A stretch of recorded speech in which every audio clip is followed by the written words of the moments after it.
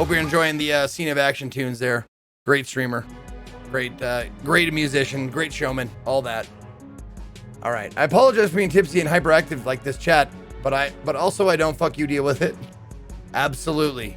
And for that, you get your mod back.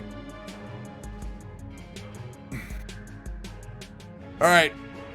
Let's interrogate this fucker. Takes a deep breath, holds it in, and releases it slowly. The trembling begins to subside.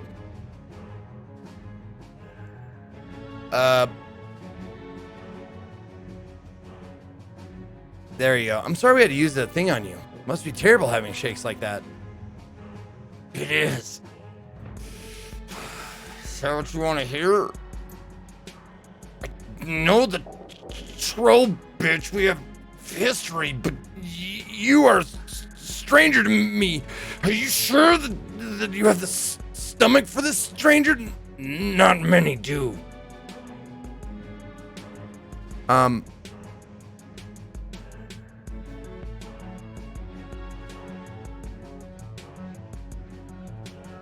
Yeah. My name is Short Circuit, and you're going to answer our questions one way or another. Just keep telling yourself that, dwarf. His voice sounds stronger now. The stutter that marred his speech has almost completely faded away. She wasn't telling herself. She slaps him across the face, splitting his lip down the middle. The impact sounds like a gunshot. She was telling you. Iger leans forward and he leans in toward the engineer. He recoils, grinding the back of his head against the grease-stained Duraplast tiles. You're helpless, a fucking cripple. But if you answer her questions, things will go easier for you, so tell us, whose payroll are you on?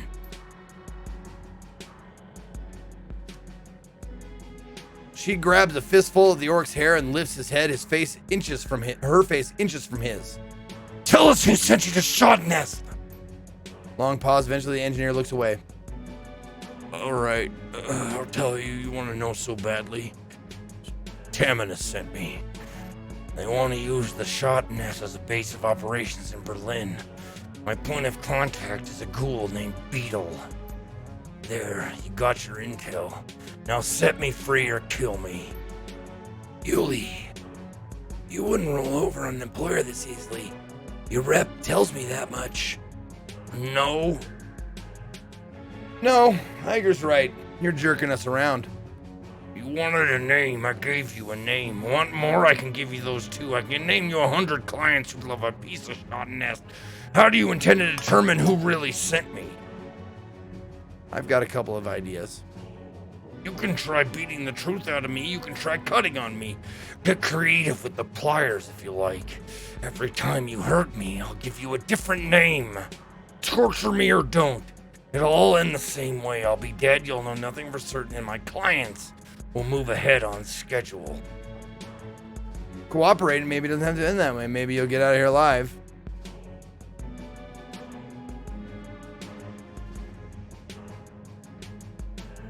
Or help us out then, if you're already dead.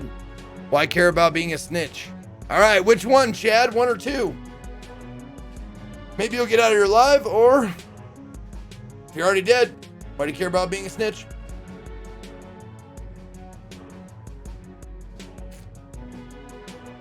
Wow, pretty split. Oh, number two's eking out. Number one with a little bit of comeback. Oh, yeah. Man, it's close. Shit. All right. We'll let fate decide then. Fate decide.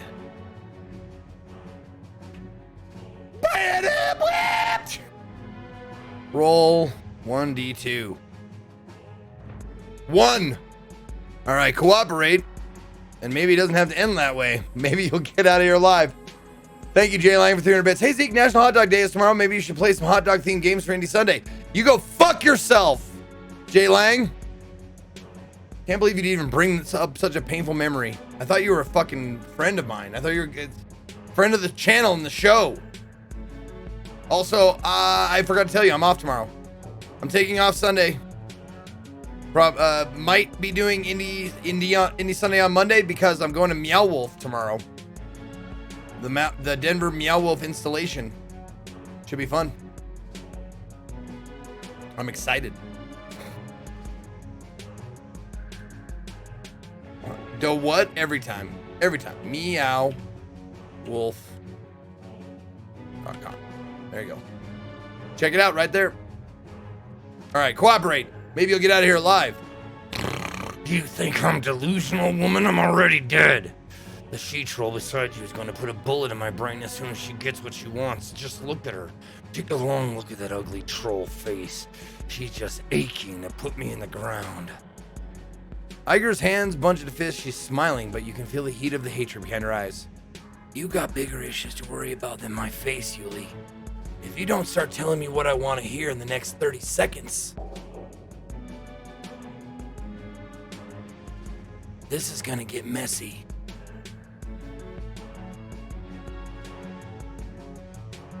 I will say nothing. You know, Iger, Takes his time pronouncing the name, savors it. I'd like to tell you a story. We share so much history, you and I. This is a funny story. It's a story about your time with the KSK, a story about futility. I can tell you all about the many lives you've touched and how the Syndicate touched them again afterward. Would you like that? Short Circuit, do me a favor. Sweep the building for intel. Anything that we might have missed on the way in.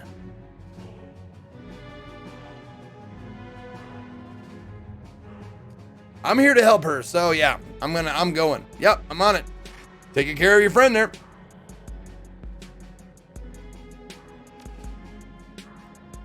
I would make a cute as fuck cat girl. Yeah, don't worry. I will.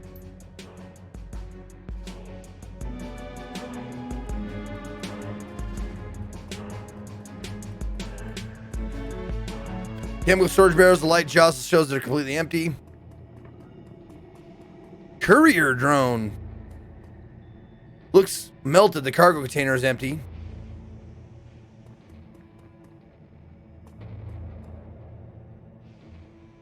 Oh shit. Do a VTuber stream. I'm not gonna do a VTuber stream. I'd rather stream with no cam than VTube cam. Not for me. This generic courier drone has been snapped together out of prefab parts from a dozen different manufacturers. It's a cheap utilitarian thing, remarkable only in that it's so incredibly plain. A half-bright teenager could cobble something like this together in an afternoon. A drone sits in a charging cradle, its turbofan unpowered. A cheerful green light blinks on its front panel to remind you that it's still active.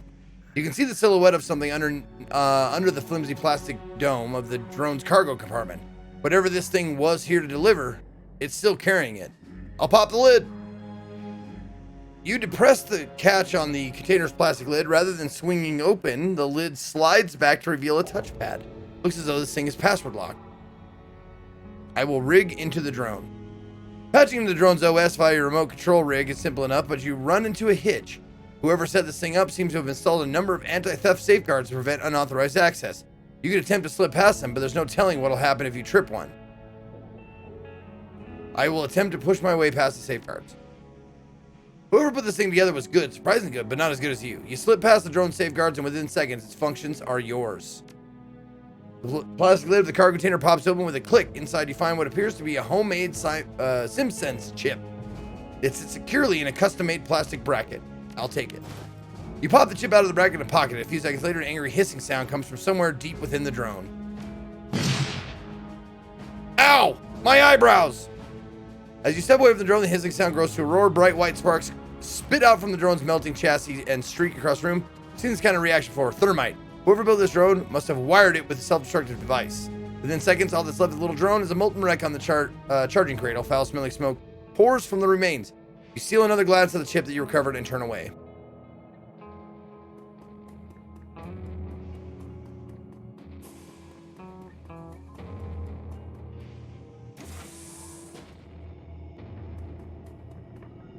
Let's look at the corpse. The broken body of a human man lies on the floor. His face is a mess of fresh cuts and congealing blood, and his head is oddly deformed. Despite his wounds, his mouth is twisted in a macabre smile. Judging by the shape of the ganger's head, you'd guess that his skull has been fractured in at least 3 places. The center of his forehead is particularly gruesome. It looks soft, as though the skin were stretched like a tent between shards of broken bone. Zalbia with the tier 2 16 months. Zalbia. I will give you the 16th sound effect. And it is this. Hey, this is Tommy Wiseau, and you're watching Men vs. Games. What about that? What about that? You're not watching Man vs. Game, though. Yep, here we go. Looking up, you can see a great smear of gore on the door of the room that you found him in. The implications are clear. This man has bashed his own head in trying to get out, and he did it with a smile on his face. His hands are badly broken, too. You've seen these sorts of injuries after bare-knuckle fistfights, but never anything this severe. This man punched something hard and went on punching until his hands were reduced to useless slabs of meat. I could get to Biotech 4. No, I couldn't. That's right. I didn't save him. I'll step away.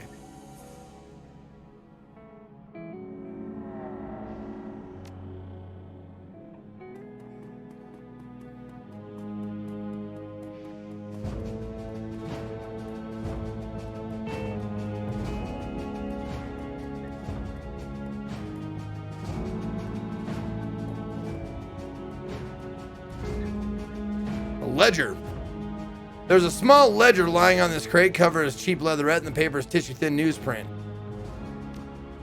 Pages are filled to overflowing with handwritten text. You don't recognize the language, but judging by the accent marks, you guess Scandinavian tongue. While you can't read it, the arrangement of the text tells you that the ledger is primarily being used as an address book.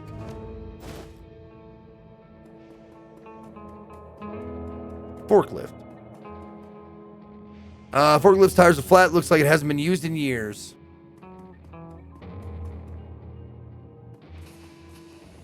Okay. It's Danish. I don't know what makes you so sure, but okay. As you approach, you can see that the engineer's chest is sheeted with blood. Most of it seems to be streaming from his nose, which has been crushed into a wad of bloody meat.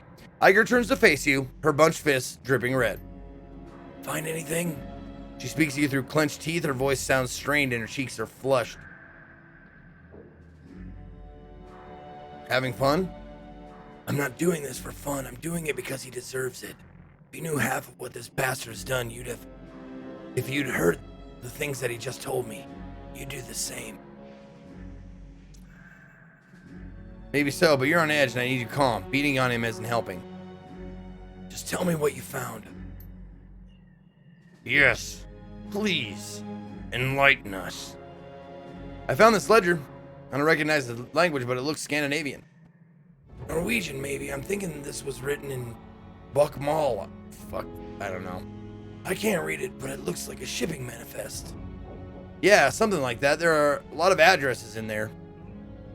Looks like addresses all the way through. Some are annotated, but I can't see any names. Find something interesting? She turns the journal around. At the top of the page, written in a different hand, a single word written in English. You can understand it all the same. Wednesday.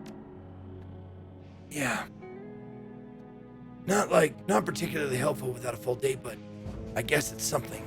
Of course, Wednesday might not refer to the day of the week at all. It could be code for something. Taken out of context like this, it's possible to say. So what do you make of this? This should be good. It might be nothing, or it could mean that he's back in bed with the Lobachevsky syndicate. Is that it, Yuli? Taking orders from your old bosses again? Maybe. Who's to say? What's happening on Wednesday, Yuli? This Wednesday, I'll be putting your mother to work on the street corner. And when she's all worn out, I'll give your father a shot at the job. You can do better than that. Go die in a ditch. Find anything else? We need to be sure about this before moving forward. Yeah, there are a pair of courier drones in the other room. No markings. They look custom built. One of them had been slagged, but the other is chipped and stored in a storage compartment. The engineer's eyes widen slightly. Oh, God. Coughs rack his body. Interesting. This means something to you, Yuli? No identifying markings.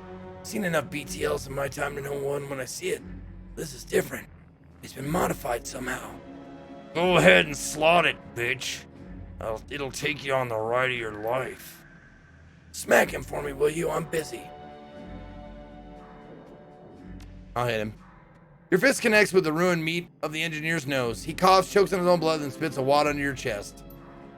You don't know what you're holding, slag. You don't deserve to touch that chip.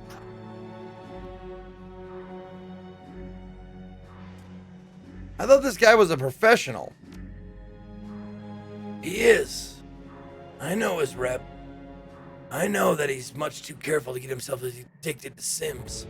If these things have him hooked this badly, they must be even more addictive than standard BTLs. Well, that's a frightening thought. You're telling me the last thing that we need is more Sim junkies on our streets. You got anything to add to that, Yuli? You have no idea how wrong you are about all this. If I could move my arms, I'd take that chip from you and show you what it does. Sure you would. Good find, Short Circuit. We struck a nerve. Any other thoughts? I found a body in the other room. From the looks of him, tried to use his head to beat down a steel reinforced door. Interesting. Not unusual in these parts. All kinds of drugs that can make a person act that way, and most of them aren't hard to get in a place like Shot Nest. What about a SimSense chip? Could that drive someone to do something like this? I don't see why not. It's worth checking out at any rate. Check the body and see if he had a chip jack. Just be quick about it. I don't know how long it'll be before we have company here. Okay. Sideburns McGee with 58 months. Thank you very much.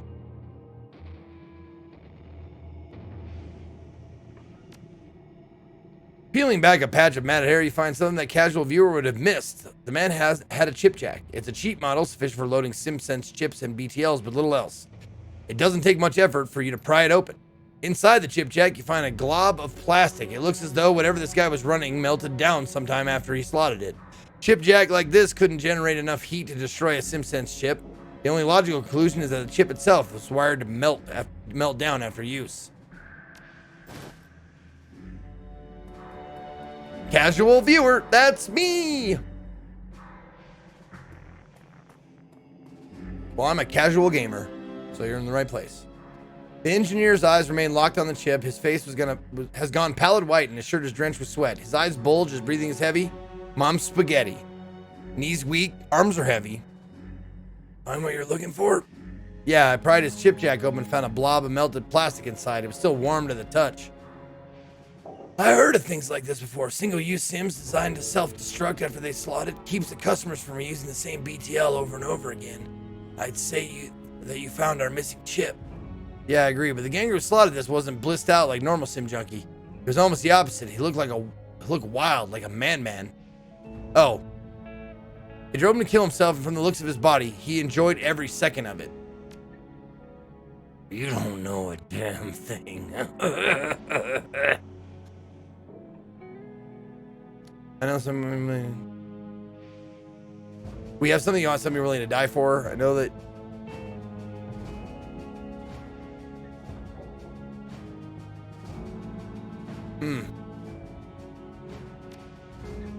Death is nothing. Nothing! If you'd seen what I've seen, you would know for yourselves. The chip, it opens your eyes. Slot one and you become a god. Iger stares at him and her expression flat. The engineer sneers. I too was a skeptic, then the wolf caught me, and the raven opened my eyes, and now at last I can see.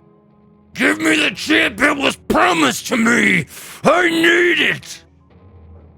Tell us who you're working for, and it's all yours. The engineer spits out a mouthful of blood, hits the tile floor with a sickening splat, grinds his teeth, and snarls out a single word. Winter night. There is a moment of silence. Finally, Iger speaks. Never heard of them. Of course you haven't, bitch. If you had, you'd already be dead. They don't leave loose ends. They have money, she-troll. Money and influence enough to put the syndicates to shame. Even I cannot say how much, but I do know that's what I've seen. Just the tip of the fear. All right, let's say that you're telling the truth and some sort of secret society is behind this. What do they want in Shot Nest? Hey, don't tell me these things. All I know is that they want to store things here. Crates, boxes shipped in from all over. No cargo inspections and no trace back to them. What are they shipping in? Weapons, drugs? More of these BTLs? You think that I asked them? Not my place to know. And all that I know is was promised to me. Give me the chip! You promised! She promised you the chip. Iger smiles at the engineer, slowly pulls a knife from her belt. Its serrated edge glints in the light. I, on the other hand, didn't offer you a goddamn thing.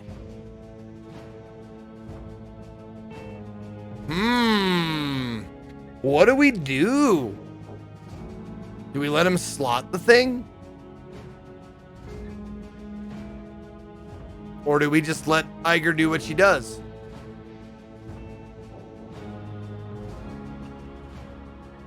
She's got you there. Okay, lots of threes. Iger leans in to look the engineer in the eye. She grins. Goodbye, Yuli. She plunges her blade into the engineer's throat. That was it. The orc lets out a startled gurgling sound, thrashes, and dies. Iger wipes her hands clean and looks up, an expression of grim satisfaction on her face. Well, that takes care of that. Thanks for the assist, fearless leader. No problem, but we aren't done yet. We still have Winter Night to deal with. Can't do it, fearless leader. What you're suggesting is beyond the scope of our capabilities. I don't have any contacts in Norway. We wouldn't even know where to begin looking for Winter Night. And if we found them, what then? Two of us aren't going to stop an international conspiracy on our own.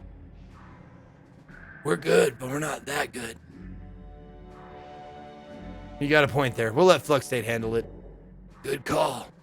Now there's just one more thing that I want to do before we head back home. We still need to search the bastard. Who knows? Maybe he has some additional evidence on him or in him. Could be that he has headwear storage. We won't know until we go digging. All right, let's get this over with. Time passes. The job is long and unpleasant, but eventually you find something. A hidden storage compartment in one of the engineer's cyber arms. Deactivated as his cyberware is, it takes some prying to get it open, but Iger leans in and puts a muscle into it. With a metallic snapping sound, the compartment yawns open. Iger reaches in and pulls out a cylindrical object about the size of a beer can. Wow, it took you that long to find a beer can sized thing? She inspects it, and a smile creeps across her face. The hell is that? This, my friend, is a pulse grenade. Last I heard, the Russian military was developing them as crowd dispersal devices, but that was years ago. Looks like Yuli kept a memento of his time in the Spetsnaz. Looks like typical Russian engineering, clunky but functional. If I took this thing apart, I bet that I could figure out how they made it. Anything else in there? No, not that I can. Without warning, the engineer's cyberarm begins to twitch. His body bucks convulsively while his dead eyes stare straight ahead. Iger snatches her hand back and steps backward. What the heck? The engineer's body surges forward, a violent convulsive motion. His eyes bulge out of his skull, then his chest evaporates in a spray of light. As you watch, the chemical fire that rages from the engineer's body blackens his flesh and spits sparks across the room. It's the same reaction you saw when the drone went up, a thermite reaction. His employers, Winter Night, they must have implanted that thing in him. Yeah, must have. I've been willing to bet that if we hadn't used the cyberware deactivator on him, he'd have gone up before he had the chance to spill any names. If you were looking for further proof, I think that was it. Yeah, it looks that way. Let's go. People need to know about this. Okay. Oh.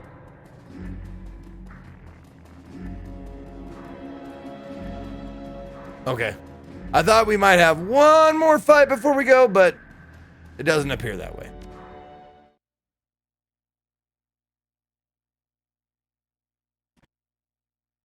All right, hold on. I got to do this one in an English accent if I can. the U-Bahn whisks you back toward the Kreutz Bazaar, Tiger standing by your side. The image of the engineer's body disintegrating in the flame replays itself over and over in your mind. The bright flash, the shower of sparks, the overpowering stench of sizzling meat. A blue-green afterimage hangs, suspended in the center of your field of vision, and it refuses to be blinked away. From what Iger told you, the engineer was a menace, an international criminal at the top of his game, and as you watched, he was consumed from within by a device that marked him as disposable. The rattle of your U-Bahn car coming to a halt shakes you from your reverie. You're home.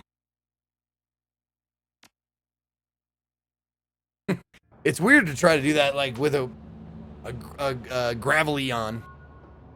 A little strange. And also, I didn't pay attention to what it said. I was trying to do the fucking accent too hard. All right, no more missions right now. We got 6,000 bucks.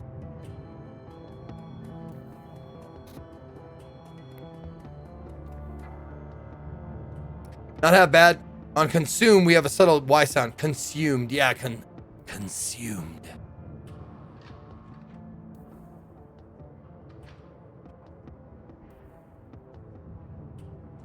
All right, good take. Good take for it. We'll keep that one in post, clean up the buzz. Good job today, team. Wrap it up.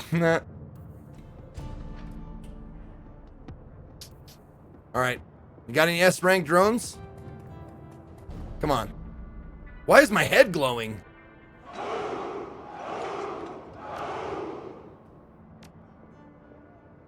Drones. Shit. No S-ranks. Farts.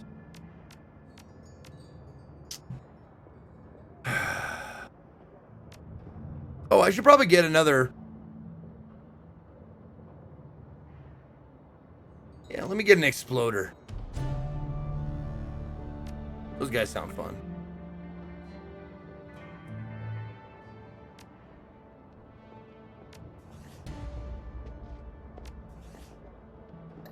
Nope. Nope. Karma. What are my stats? Okay. I got 4 points in ESP control, so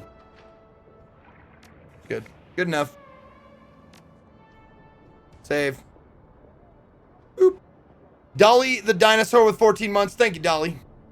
Appreciate it. Yeah, is it because of one of my cyberware things?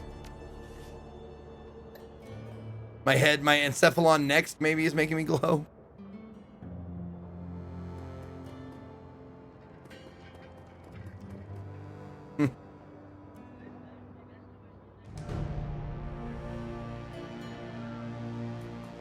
Okay. So we'll talk to Glory. Glory has the last side mission that we need to do. Or companion teammate mission. See if she's ready to talk about it. Oh, also get the money from selling info. Nope.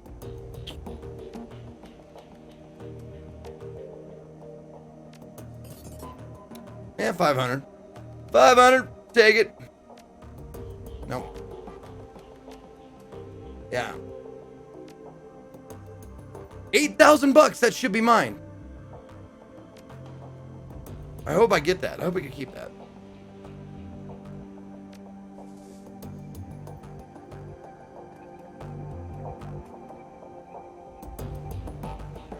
Holy short circuit. I gotta admit, I've been dreading this. So now that you know what I've done, what I am, are you here to tell me off? I wouldn't blame you if you were.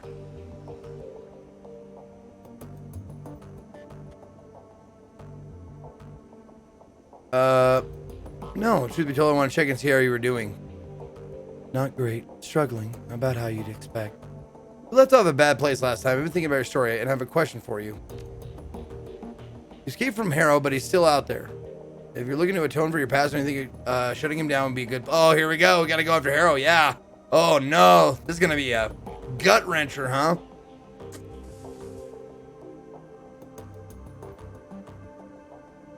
Yep. You got out of Feuerstelle, but Harrow's cult is still up and running, right? Still full of kids who are being brainwashed and worse. Should we do something about that? She holds her silence. She nods. Yes. I've been thinking about this for a long time, Short Circuit. And every time that I've gotten close to making a decision, I've turned and run away again. No more running. I'm ready to face this thing. But I can't do it alone. I'm gonna need your help. Glad we're on the same page. Alright. If we're going to do this, we need to be clear on what our goal is. There are a lot of innocent people in that place. Lost street kids who get sucked in by Marta and the other girls like her. Saving them won't be easy, but it feels like the right thing to do. But then there's also Harrow to consider. I want the man dead. Lord knows he deserves it. And if we don't make killing him our top priority, he might get away from us. If that happens, if he runs, he'll eventually start up another cult somewhere else, where we can't find him, and all of this will have been for nothing. We're likely to run into other complications as well, so I think that we need to make a decision here up front. What would you do in my place? Rescue the kids or take down Harrow? I don't think we can manage both. Okay.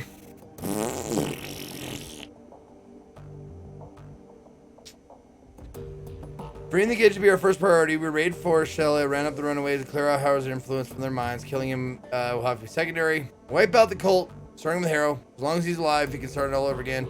Save any cultists that we can, but the ones that are too far gone will have to be put down. What do you think, guys? Save the kids or kill the cult?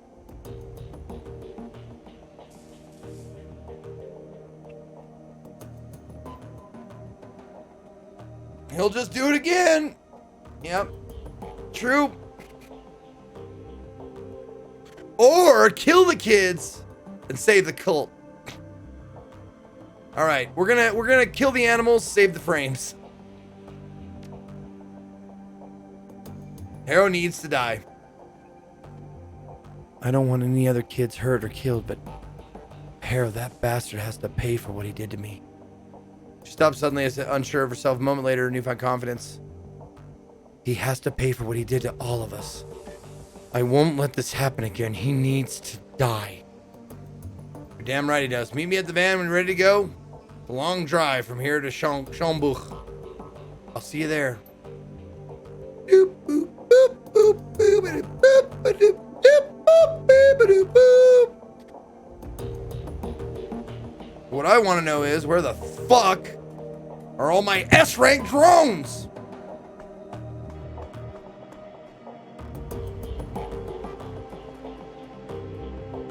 Oh, and I haven't gotten one of these in a while.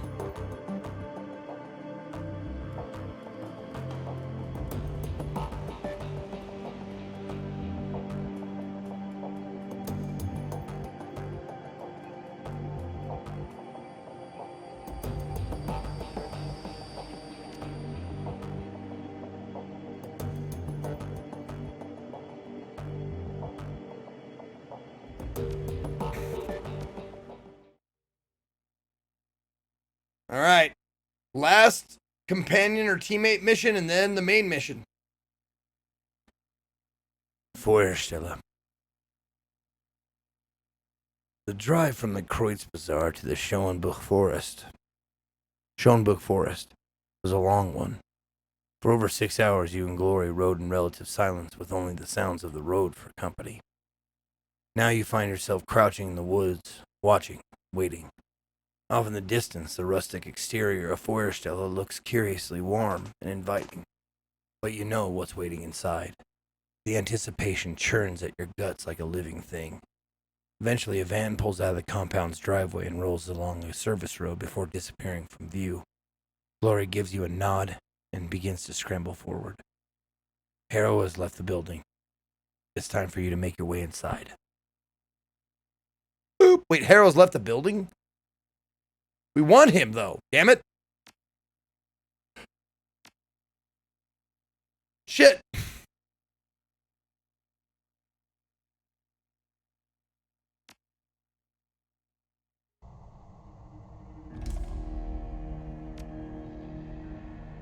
I do have 4 karma, but I'm saving it for the next level of, yeah, one more, next level of ESP control, which might be too late for that.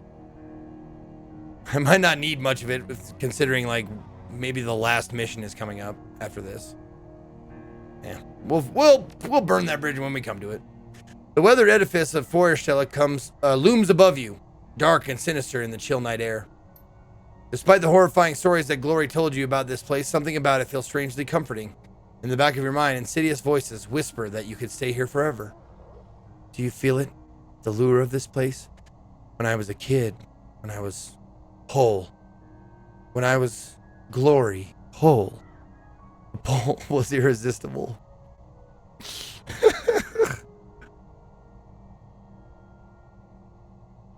Yes, I feel it. It's almost pleasant. It's meant to be. That's how it gets you. Gets to you. It worms its way inside you, changes you, and you don't even realize what's happening until it's too late. You're going to see some terrible things here, Short Circuit. Feuerstelle exists to prey on the young, and we're going to have to come face to face with that. Are you sure you're prepared for this?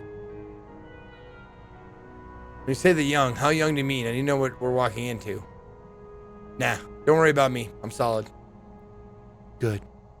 You want to compare notes? Make sure that we're both on the same page? We take Harrow out of commission. You were right when you said that we couldn't afford to let him live. Even if we completely destroyed this place, it'd be all for nothing if he got away. He'd just start another cult somewhere else. This is your run, Glory. I'm here to help you see it through. What do we do first? We make our way inside and take out the shrine that Harrow uses as his power focus. We can't touch him while that thing is standing, but after we bring it down, he'll be vulnerable. Tell me about this shrine. It's a lump of rock about as tall as I am, inscribed with runes and encrusted with bone. The shrine's power comes from an entity that Harrow bound into the stone, something very old and very dangerous, a toxic spirit. In many ways, it's the heart of this place. We can't touch Harrow while this shrine is intact. If we try, he'll siphon enough power from it to slaughter us where we stand. But if we confront the shrine and kill the spirit, the astral backlash from its death will cripple him. All we'll have to do is finish him off. A few more details. So we make our way. What do we do? Take it out with explosives? Breaking the rock won't work. We'll have to take it out, take on the spirit directly, track it to where it lives and kill it. I brought what we'll need to do that. I can't tell you exactly how this is going to go down, Short Circuit. The spirit itself will have a good deal of control over that, but you'd better prepare yourself, because I think that this is going to be one hell of a fight. What about the other cultists? We'll save any that we can, but the energy released when the spirit dies will hurt them too. Anyone whose mind it touched it will take a hit. Doesn't that mean it'll hit us too? You've only just arrived. The spirit hasn't had a chance to worm its way into your aura yet. You might black out for a minute or two, but otherwise you should be fine. As for me, well, like I said, this place can't touch me anymore. Sounds like our best shot then. It is. If the shrine is important, why didn't you mention it earlier? When I lived here, Harrow barely used the thing. To be honest, I think that he was afraid of it. Back before I ran away, Feuerstelle was nothing more than a cult of personality that revolved around Harrow. He didn't need magical help to keep us here. We loved him and we believed in his message. He created the shrine as an insurance policy. Do you think that something has changed and that he started abusing the shrine's power? Yes, and I think that my escape was the cause of that change. I know Harrow. When I ran, I bruised his ego. His charisma and his charm failed him, and my disappearance rubbed his nose in that failure. He wouldn't be willing to chance something like that happening again, not when he had the means to prevent it. So it's a cult of personality. Blind rolling all down in Kennedy. Sorry. So the cultists here, they're like puppets. The shrine controls them? Not exactly. It's more insidious than that. Think of the shrine's influence as a drug. It lowers your inhibitions, makes you compliant. If you were to stay here for a couple of days, you'd fall in love with this place and you wouldn't even know why. All of Harrow's bullshit would start to make sense. You'd be happy. In essence, all of the cultists here are addicted to this place. That makes them a threat. Yes, but it also makes them victims. I think I know everything to do. Let's go. Let's go. All right, big save. That is not the right keyboard. There we go. Is Glory basically Kate from Kate? I don't think. Nah. Maybe. I don't know.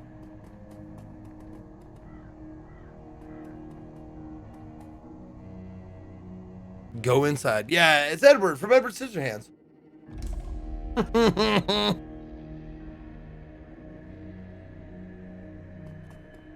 Open the door. Get on the floor. Everybody dolly the dinosaur.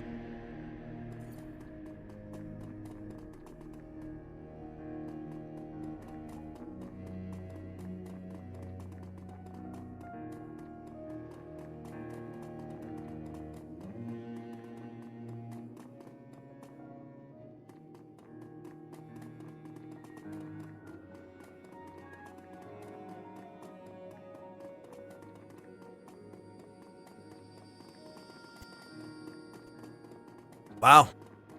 Lots of doors. Nobody's home. All right. I guess we'll start with door number 1.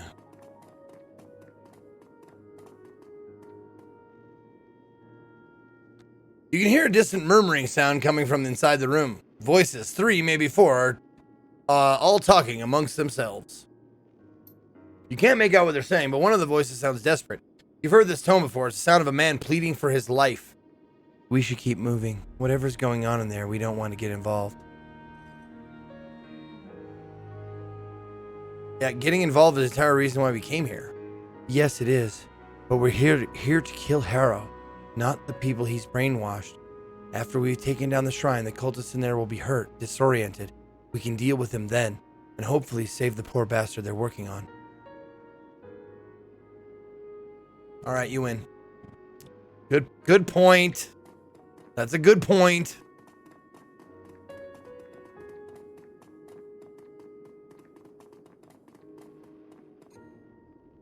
You hear voices speaking low tones through the wood of the door. You can't make out the words, but the regular choruses of rough laughter tell you that the people on the other side are enjoying themselves.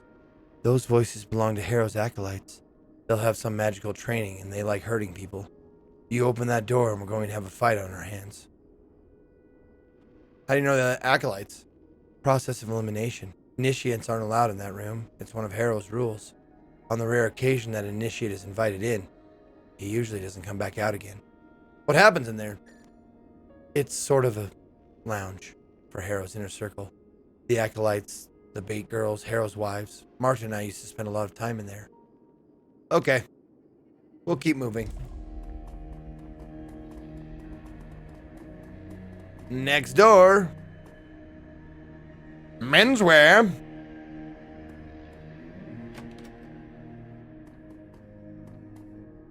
The van. Glory paused at the side of the van. She traces the side of it with a claw. I remember cruising the back alleys of Tübingen looking for kids in need of help. The bait girls, Marta and the others like her, would offer them money or food or drugs or sex, whatever it took to get them in the van. And once they piled in, Harrow and I would be waiting to greet them. I remember so many nights like that. I remember how much I used to enjoy it.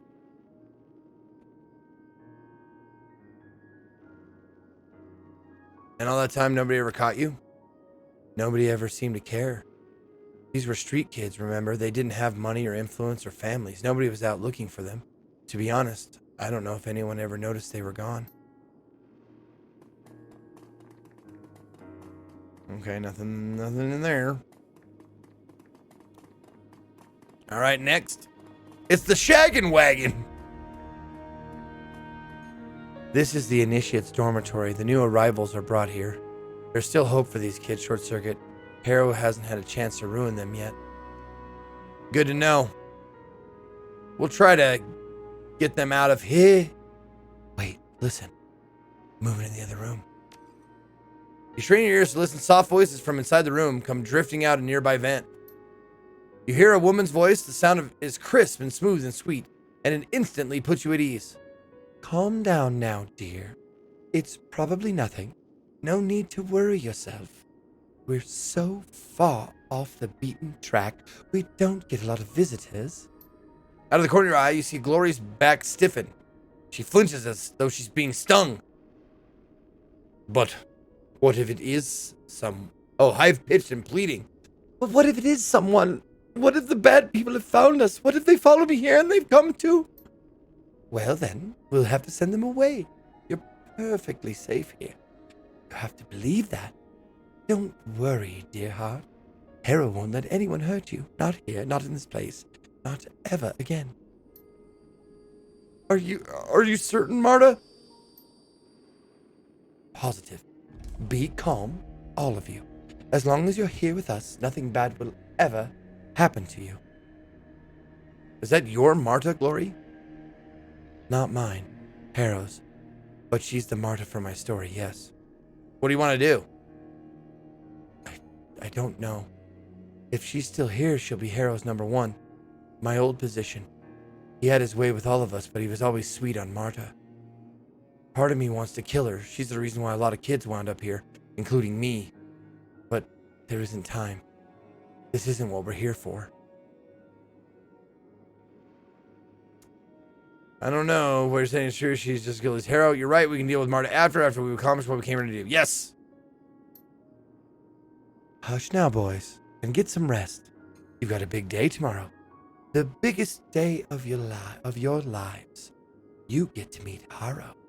I promise you, after you speak with him, you'll see the whole world in a different way. A better way. All right, Marta, have a good night. You too, dear heart. All of you. Let's go, Short Circuit. We need to deal with that shrine. Okie dokie.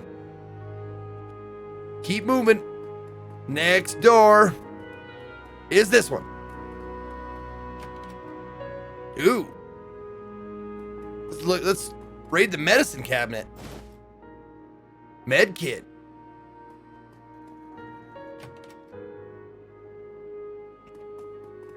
Oh, come on. Nothing in the bathroom? Why would you put another room on there? Come on. There's nothing in there. You have the perfect air of the satanic nun from the 70s version of The Omen. You're welcome. You do that creepy voice amazingly. Well, thank you, Smithy. I hope that one day I can read you a bedtime story. And while you sleep, I'll watch over you with my knife. My trusty, trusty knife.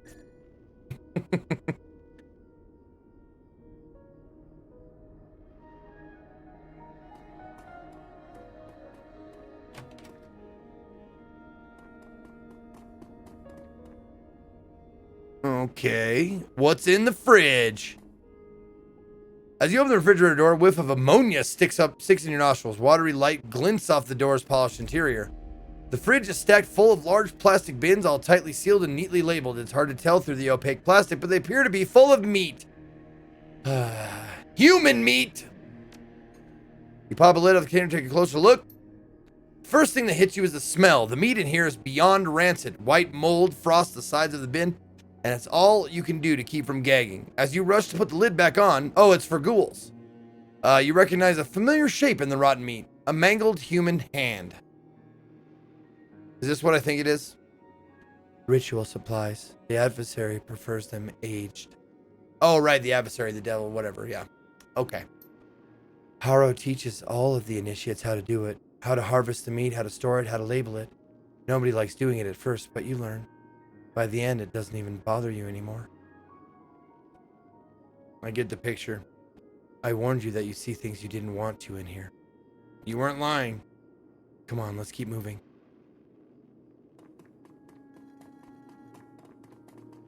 Oh, I'm guessing this might be Haro's room. Or no, maybe that is. I don't know. This one has a big bear rug in front of it, so. Oh, it's his office. Okay. Large book. An ostentatiously large tome sits cradled on this pedestal. The paper is robust and fibrous, and the binding has been expertly stitched. A steel plate running along the book's spine anchors it to the pedestal. Glory stares down at it, frowning. Haro's manifesto, the handcrafted line of bullshit that he feeds to his initiates. We all ate it up with a smile and came away convinced that he was a genius. Looks like he's expanded it over the last few years. It's at least twice as thick as it was when I lived here. Okay. Maybe there's something in here we can use. I wouldn't want to hang around long enough to find out. This is Haro's personal library. He used to experiment in here. There were dangerous things in here, Short Circuit. Sick things. I was never allowed in this room without Haro. Nobody was. He said that it was for our safety, and I think that he was telling the truth. I feel uneasy being in here. I don't want to stay any longer than we have to. Okay, maybe anything changed, and the talking came in, came back.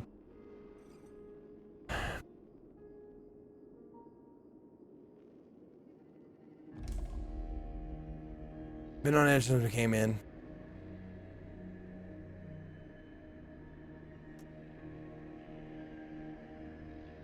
Okay, we should keep moving. Alright, we'll keep moving. Let's look at the terminal. What's this? It appears to be a standard terminal. Login prompt glows and screen. I'm hacking it. It looks as though this terminal is used exclusively for financial transactions. After a bit of digging, you find a list of payoffs to local... Hey, pay data.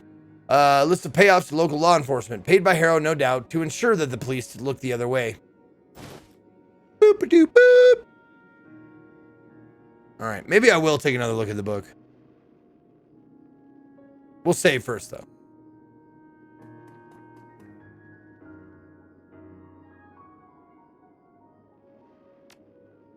You flip through the early pages of Manifesto to find what looks like a good place to jump in and start to read. When I first set out on the path to free living, I realized that I'd have to rethink all of my earlier assumptions about life.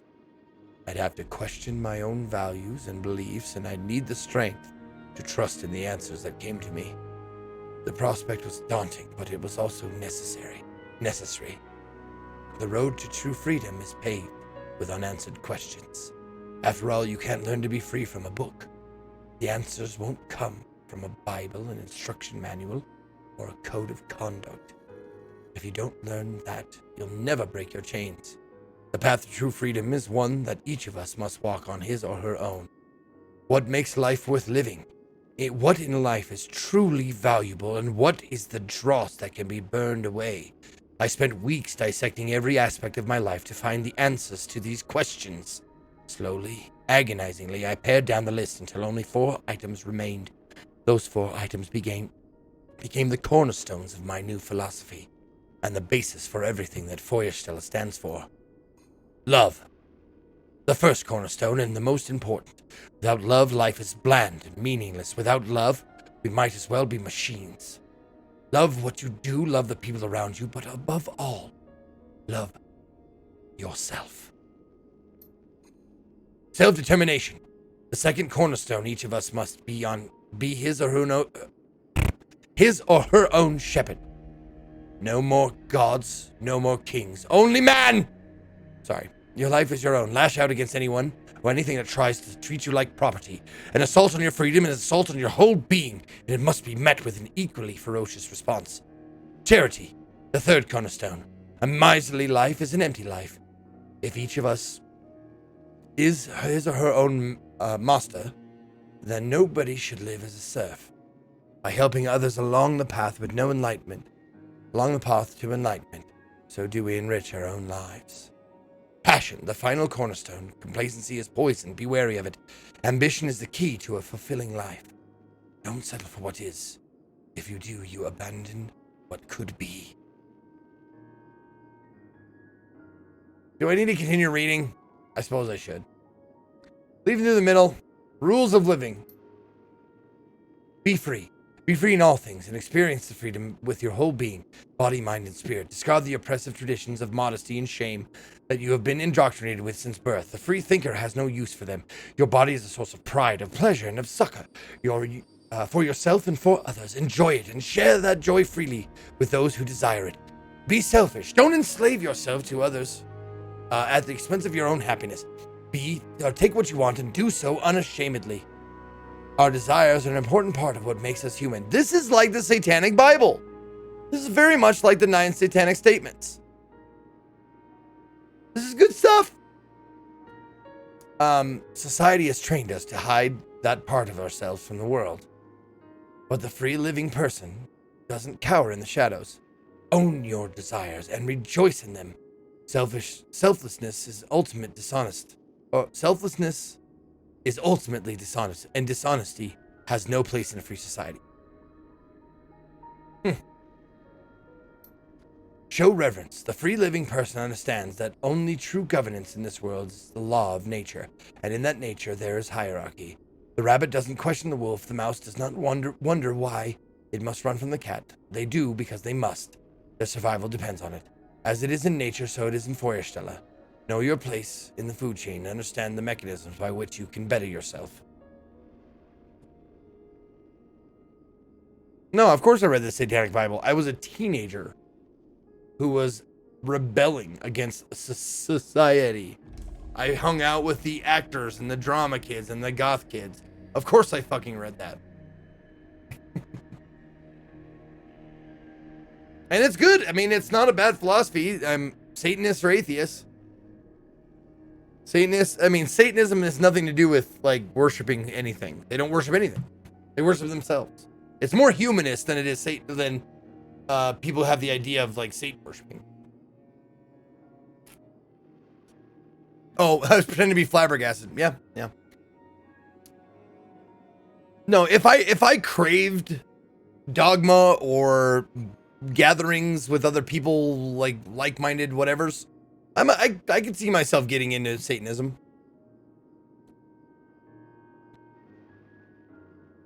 Okay. You leaf forward and find that there are at least 20 more pages worth of rules. Each is worded vaguely enough to have multiple interpretations. The final page of the manifesto developed into semi-cohesive rants about anarchy, social Darwinism, free love, and the horned god. You've seen this kind of thing before. Harrow's philosophy is collapsing under its own weight. Unfortunately, none of the cultists seem to have caught on to that fact. Glory lets out a startled cry, cutting your sentence short. Out of the corner of your eye, you see her wheel to face something behind you. All at once, the room fills with a slaughterhouse smell. A smell like blood and bile and feces. The stench of an abattoir. As you turn, you catch sight of something sliding into the world. It looks like a charred man with a pair of tortured faces where its shoulders should be. The thing burns like a Roman candle, spitting white-hot sparks in a fiery plume. An oily substance runs down between its dangling legs and spatters onto the floor, and where those drips land, they burn.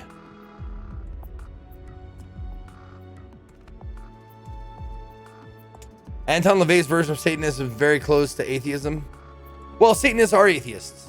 Like, if you, like, I follow the Church of Satan on Twitter, and they say, like, time and time again, like, you believe in an imaginary person in the sky. We don't. We don't believe in Satan. We don't believe in the fucking, we'll let you do that.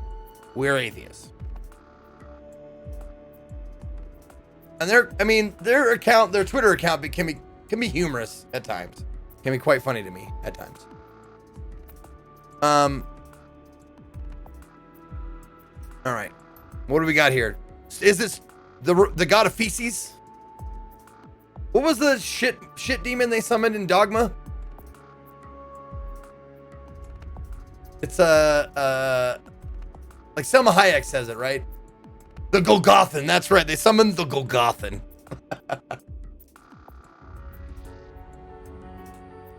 What do you call people who believe in Satan? Christians. Yeah, exactly, right? Short circuit, look out!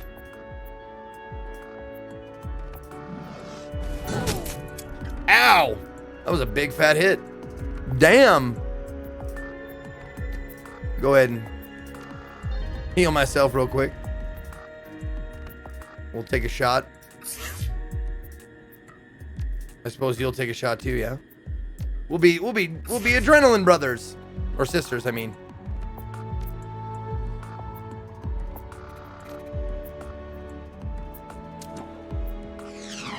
Oh, fuck off. 72%. You Suck my ass.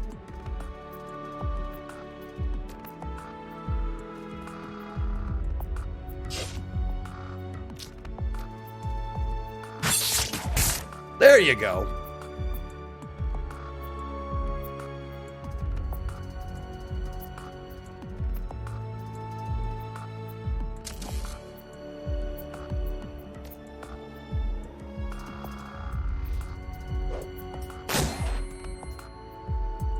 Oh, it's immune. Must be immune to. Okay.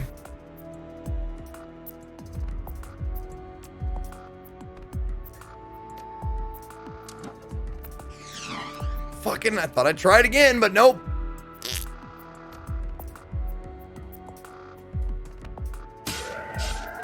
Nice. Critted. Beauty. The body of the thing that attacked you begins to dissolve at the moment of death. As you watch its tissue break down into a growing slick of bubbling pitch and rendered fat. What the hell was that? Something from another place. Like I said outside, the boundaries between the physical world and the astral space are weak here. Things can come through.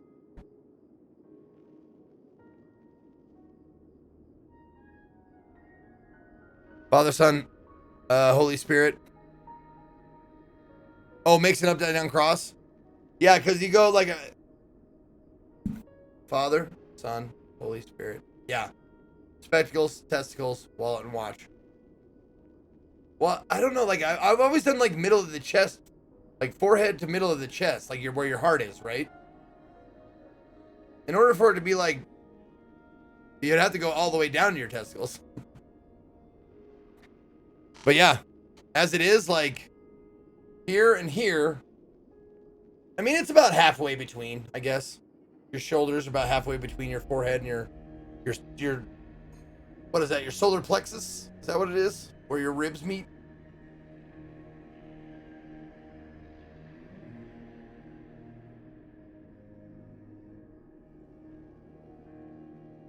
There must have been people who believe in God, also in Satan, and worship Satan. How do you call them then? Oh, Satan worshippers. Yeah, they're not Satanists. They're Satan worshippers. Totally different thing. You just add another word on it. More, it's a better description.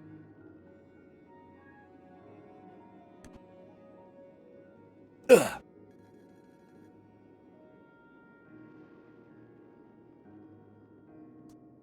I think we've gotten everything in the book we're going to. I believe you, Clara, that when it happens, Headless Abomination just pissed lighter fluid onto the floor and tried to burn us to death. I think that things can come through is underselling it a bit. Semantics. Now, can we please get out of here before it happens again? Yeah, good plan. Good plan. Good plan. I did.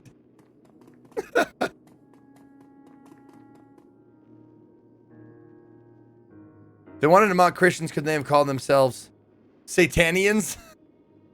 Or, oh, wait, Christians? Satanians. Satanians. I'm a Satanian.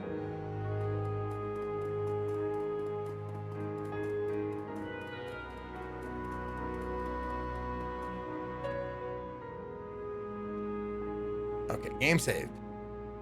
All right, now to the big door. Son of a bitch. 6 willpower, which I do not have. The doorway shimmers with a faint red light. As you approach the door, you can feel a squirming sensation in the back of your skull. Your limbs begin to tingle, they feel heavy. The closer that you get, you see mom's spaghetti. The more of a struggle it is.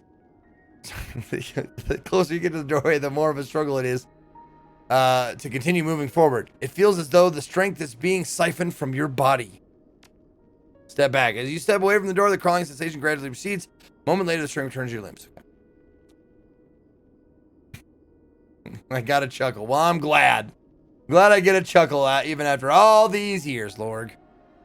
The shrine room is through there, but this barrier wasn't here before. Harrow must have warded the doorway after I ran. How do we get through?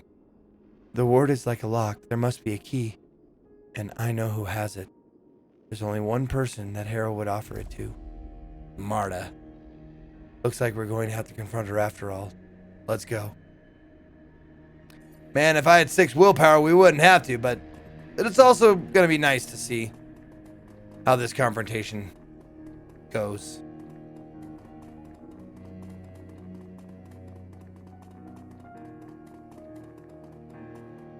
All right. This music is really atmospheric. All right. Open the door. Oh, they already saved it for us, huh? Okay. Gonna go all the way. Don't mind us. We're just the plumbers. Here to fix the pipes. The initiate, close to the door, whips his head up to look at you.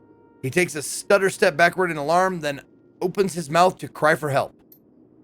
You don't want to do that. Glory looks deep into the initiate's eyes, transfixing him. We're not here to hurt you. Oh, I don't have street etiquette. We're friends of Harrow's. Oh. Don't bother calling Marta. We're just here. Do you really think you can get to that door before I get to you? No. Please don't hurt us. Like I said, we don't want to hurt anybody. We're just here to have a word with Marta. Alone. You're not gonna hurt her. No, of course not. We just want to talk.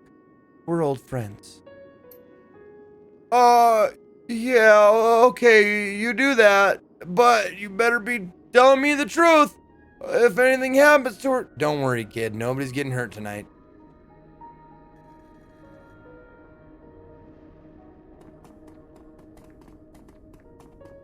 The initiate by the door is staring at Glory's limbs, her eyes wide. She's a mousy little thing, probably somewhere in the vicinity of 17 years old, with purple contact lenses and a shock of blue hair. Glanced up at Glory, blinking. You used to live here, didn't you? I've seen your picture before. Really? I think so. I didn't look at it long. It was in a room that it wasn't supposed to be in. I'm pretty sure that was you. It probably was. You're right. I did live here a long time ago. I was like you back then, a scared kid brought here by Marta for a chance at a new life. I like Marta. She's nice. I always feel safe when I'm with her. Most adults aren't like that. They either don't notice you or they do it for the wrong reasons. But Marta, she cares about us. Can I ask you a question? Go ahead, ask away. Well, I overheard Marta talking with Mr. Harrow yesterday. I think that they were talking about our meeting with him.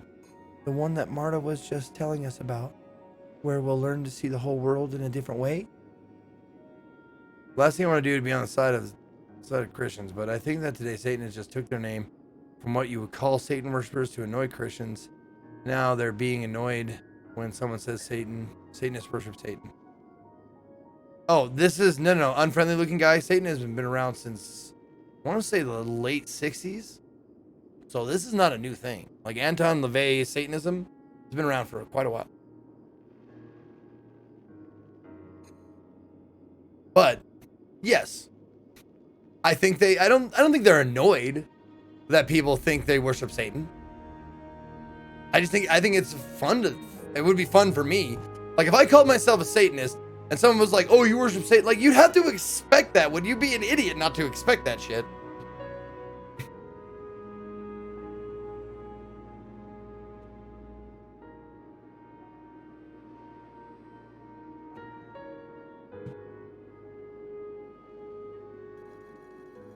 All right. Anyway, people are idiots, so that's true. That's true. That could be too. They could be just idiots. No, Killian Hart, unfriendly looking guys knows that. That's not what we're arguing here. We already established that. You're jumping in a little late on the conversation, I think.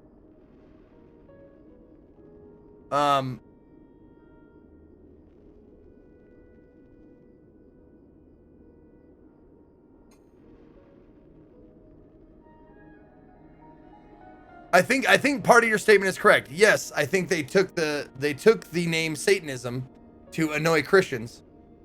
But I don't think they went into it blindly. They're like, you know, we're probably gonna get a lot of people like assuming we're Satan worshipers.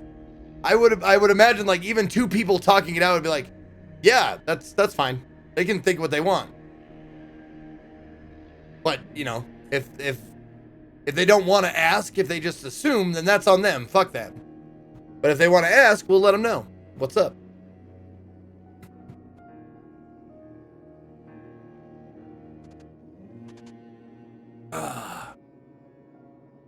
Doesn't Satanism focus a lot on culling the weak? I don't think culling the weak. I think it's about letting the weak take care of themselves, like Darwinism.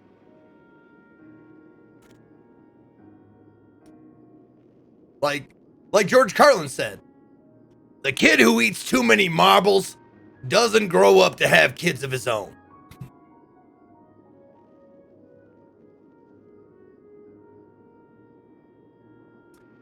I think the people who started it took it knowingly, but the people today maybe not be completely aware of this. That's true. That's true.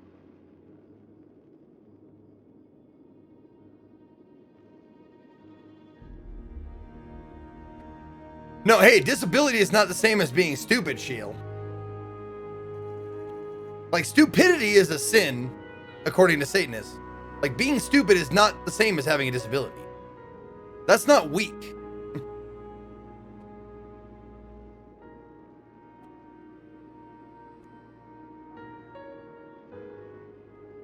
I don't think so, Shield Lady. I really don't. I don't think that's part of their... But you know what? Hey, listen. I'm gonna take a step back from this because I don't know. What I know of Satanists, the Satanists I know, and the what I've read did not give me that impression whatsoever. But I'm not educated enough anymore, so I'm gonna go ahead and I'm gonna say I'm ignorant and I don't know. So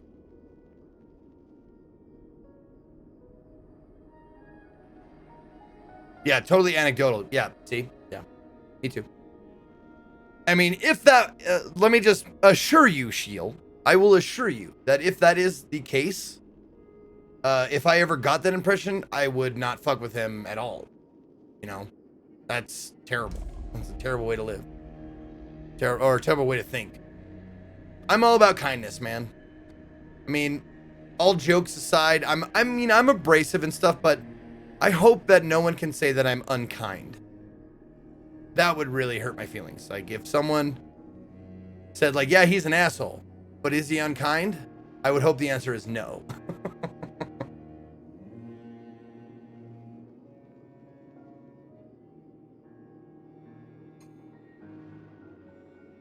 Kind of an asshole.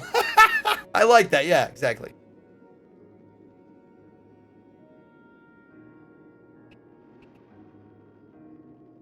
I'm just talking to the tenets of the religion and what I've read. It's all good. Oh, yeah, totally, man. We're just chatting.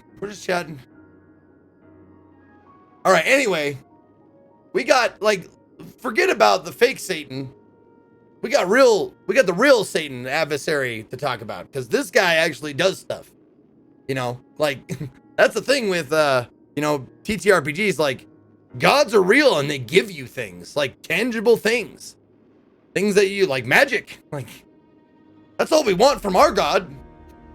Or, whomever. God or gods. Just give me something tangible.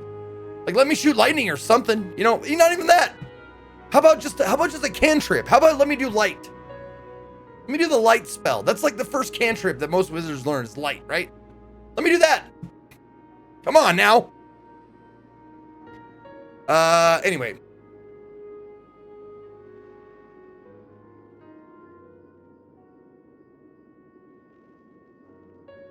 Well, I overheard that, I think they were talking about meeting with him, the one that Marta was just telling us about, where we'll learn to see the world in a different way. Go on. Well, I couldn't really hear the whole conversation. It was all muffled, but what I could hear was kind of weird. Mr. Harrow said some stuff about a shrine, and then it sounded like he changed the subject because he started talking about dinner. Something about chopping up meat. Well, Marta got real upset, said they're too new, they're not ready, make the older ones do it, stuff like that. But then Mr. Harrow said some other things, and then she calmed down again. When she left, she was smiling. And so I was just wondering, do you know what they were talking about? I want to make sure that Marta is okay, but I can't ask her about it because I don't want her to find out that I was eavesdropping. I think that I know what Harrow has planned for you. Have you opened the fridge in the other room? No? Why? Is that where we're going to make dinner? I wouldn't worry about it. We'll make sure that Marta is okay. Alright, but don't tell her I told you, okay, please? Don't worry, we won't. How long have you been here, by the way? Almost a week. It's wonderful. Of course it is. So much nicer than living on the street, isn't it? You be good, sweetie. Don't you worry. We'll take care of Marta. She smiles sheepishly and steps back. As you pass by her on the way to the door, Glory shoots you a sidelong glance. It's like I thought. Things have changed in the past few years. How so? Back when I lived here, Harrow would never have let such a fresh convert prepare a sacrifice. He'd wait until she was in so deep, until she felt so indebted to him that she couldn't turn tail and run. It was a rule. You let newcomers get settled for a month, maybe 2, before teaching them the more unsavory aspects of cult life. Even then, you'd start them off slow. Their first lessons would use pork or chicken, never human meat. That didn't come until much later. Indoctrinating a new recruit after a week is risky as hell, and he never would have done it when I lived here. The shrine, he's using to brainwash initiates, yeah! That's what I'm thinking. Harrow's getting lazy, letting his captive spirit do the heavy lifting for him. So what does that mean for us? I'm still working on that, but I don't think that the shrine is just a tool for Harrow anymore. I think that he relies on it. He's using it as a crutch. I think that he's let himself become dependent on that damn thing. The girl's... Good, if the bastard's going soft, it should be that much easier for him to take him down. On that, we are agreed. Alright. Lots of lore, lots of story in this. Gotta rub the eyes and keep the mouth lubricated. Okay. Marta is just on the other side of the door. However this goes, we're going to have to move quickly afterward. If she dies, Harrow will know it, and I don't trust her to keep her mouth shut if she lives. So we take the key to the shrine room, break through the ward, and confront the spirit. Are we clear on that? Crystal, let's do this.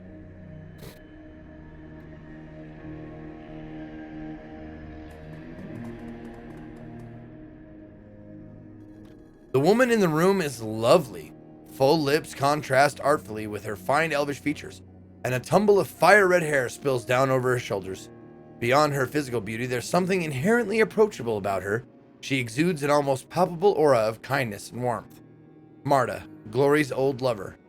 The lure that Harrow used to draw her and so many others to Feuerstella. She looks up with a start at the sound of your approach. Her eyes go wide at the sight of Glory. As she takes in her cyberware, her mouth falls open in horror. Glory? Yes, Marta, it's me. It's been a long time. It has. Glory, what have you done to yourself? What I had to do. I got out, Marta. This was the only way. Oh, Glory. I am so sorry. Marta steps forward. Her arms extend to wrap Glory in a hug. All at once, something in Glory's face changes. Her skin goes from pale to pallid, and her breath becomes ragged. She takes a step back and raises her claws into a defensive posture. Don't you touch me. You're one of Harrow's creatures. You always were. One of his creatures? Glory, what are you talking about? What are you talking about? You aren't fooling anyone. Glory's told me all about you. You tricked her coming here. Yeah, how you tricked her into coming here. I didn't trick anyone. Harrow and I rescued her from a life on the street. A beautiful girl, homeless, penniless, living in a gutter. I pulled her away from all that. I saved her. You saved me? Saved me? If you'd left me where you found me, I never would have hurt anybody. My mother would still be alive. I never would have sold my soul to that abomination that you all worship. I wouldn't have had to sacrifice my own body to escape from it. This place took everything from me, and it all started with you. Please, Glory. Please, calm down. We'll talk about this. We'll talk this through. I still love you. Another lie. The last one you'll ever tell. I don't think she's ever lying. She doesn't think so. She believes what she's saying. Yeah. She believes what she's saying. That's because it's true. I'll prove it to you. The words come stammering out of her eyes, fixed on Glory's razors. Ask me anything you want. I'll show you that I'm telling the truth. I never wanted anything bad to happen to you, Glory. Not ever. Why are you listening to her? She's just telling you what you want to hear. That's the whole purpose. That's her whole purpose here. She's bait. Why should we listen to anything she has to say? Colts aren't responsible for the actions, remember? It's true for Martis and for everyone else. Yeah. Yeah. Knowing how the shrine is affecting her mind might help us, Glory. Yeah. She was here long before I was. Before Haro started using the shrine. She made her own decisions just like I did. No excuses. She's here because she wants to be. She brought me here because she wanted to. Her choice. If you did a lot of terrible things here too. If you can change, so can she. Yes. But she hasn't. She's still luring kids here. All these years later, this has to stop. We're wasting time and we need that key. If Haro gets back here before we've dealt with that shrine, we're fucked.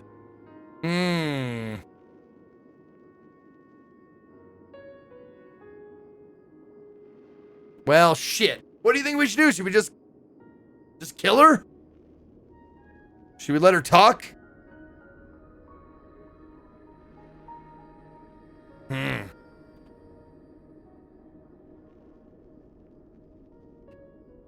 Three, you need to hear what she has to say. If you don't, this is going to gnaw at you for the rest of your life.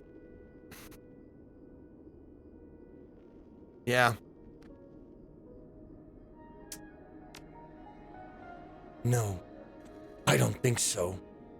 What'll gnaw at me is knowing that this bitch is still alive, still hurting innocent kids, still too blind to see Haro for what he really is.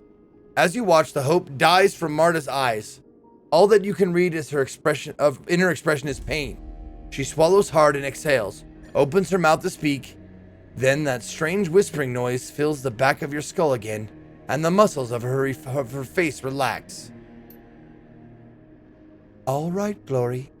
I didn't want this, but you win. Let me show you what our husband has taught me since you disappeared. Okay. Well, shit.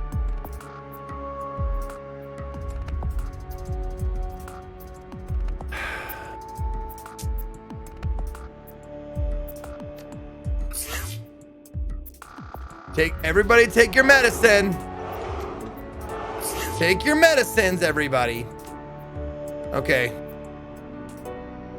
And now we're going to get that drone out. And we're going to see if we can't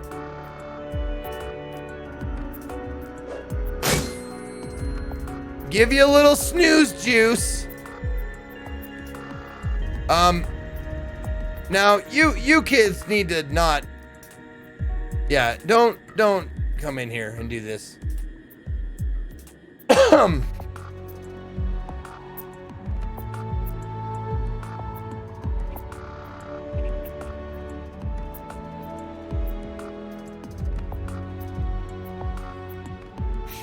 Wow. Call me Mr. JJ. Thank you for 18 months. Welcome back, Mr. JJ.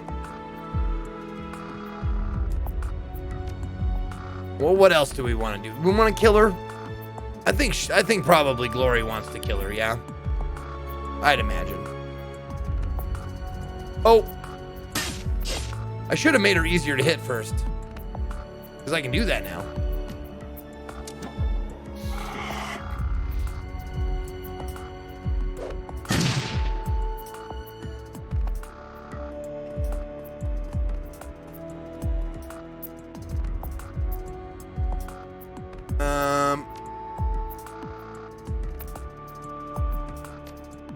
Give her the karate kick. There you go.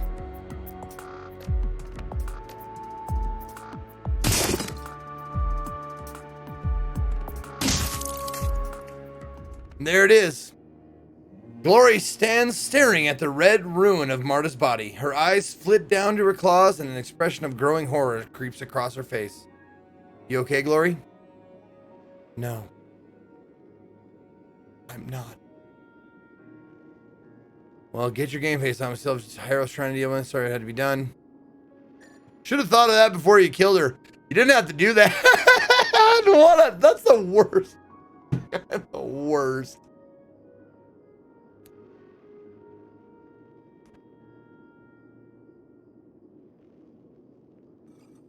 Well, she deserved to die. Remember what she did to the other kids here. To you. I know, I haven't forgotten anything. To your astonishment, you see her eyes are welling with tears. Glory? All the once, the blood drains from her cheeks. She wipes the water from her eyes with a cold metal hand. Her voice is frigid and dead. Save the consolation speech. I'm over it. We got what we came here for. Let's go finish this. Well, shit. Okay. Honestly, I thought she was going to be a bit harder. A bit more difficult to deal with there. I really did.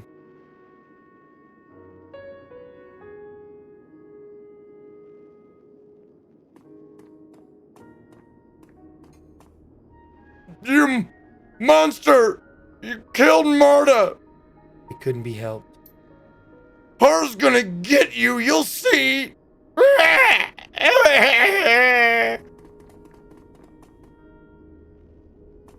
She was just a cult mother, not combat bot. Dude! Demons! She gets powers from fucking the devil, okay? It goes to reason that maybe she would have fucking magic on her side, but that's... Nope. She didn't. But I think she should have.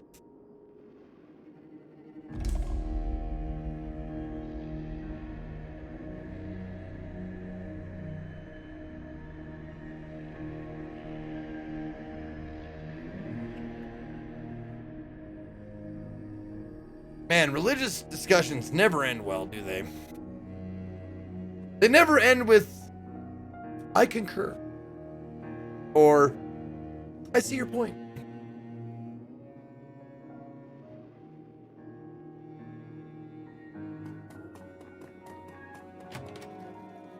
As you step forward, the scintillating red light that's streamed from the doorway flickers and dies. There is a strange lurching sensation in your gut, but it clears almost instantly. The door swings open with a touch. That seems to have done it. Glory nods and reaches her satchel. Her hand comes back out, clutching a small jar. I'm going to put a smear of this on your forehead. It's a sort of alchemical balm. Taro taught me how to make it. If you ever wonder where my share of the take from our jobs has gone, this is the answer. Powdered orichalcum isn't cheap. What does it do? The boundaries between the material world and the astral plane are weak in this place. Things can bleed through. The balm is like a lens. It focuses your perceptions, makes the haze real. With this, we can deal with the spirit on its own level. I'm glad you came prepared. She dipped her finger in the balm, traced it on her forehead. Okay. I didn't have much of a choice. There's no way that I could pull this off without any alchemical assistance. I wouldn't even want to try. This will protect your astral self from spiritual possession. Don't take it off while we're dealing with the shrine, whatever you do. Got it. I don't know what's going to happen when we step into that room, Short Circuit. We're playing the forces outside our control. Are you ready to do this? I'll manage. I've been waiting for this since we got here. At the very beginning of this thing, we both agreed that Harrow needs to die. I still want that. I want to bury my claws in his belly and pull out his entrails for what he did to me. And to all the other kids like me. But from what we've seen here tonight, I suspect that Harrow isn't the real power here anymore. Explain. You don't need to explain. We know it's the shrine. Christ, the shrine and the adversary. This is the third time we've talked about this. I think that when Harrow started using the shrine, he handed the spirit trapped inside the keys to the kingdom. The bastard might think he's in charge here, but he isn't, not anymore. He's a servant just like everybody else. The only difference is he doesn't know. Interesting. What this means for us is that we shouldn't have to kill Harrow to put an end to all this. I don't think that he'll be much of a threat on his own. Not anymore. If you can manage to purify the spirit rather than killing it, it'll withdraw from the cultist's mind willingly. We can save them. Oh shit, there's a third option that you're just now fucking relaying to me? Thanks, Glory. Man, queen of late information here. Fuck's sake.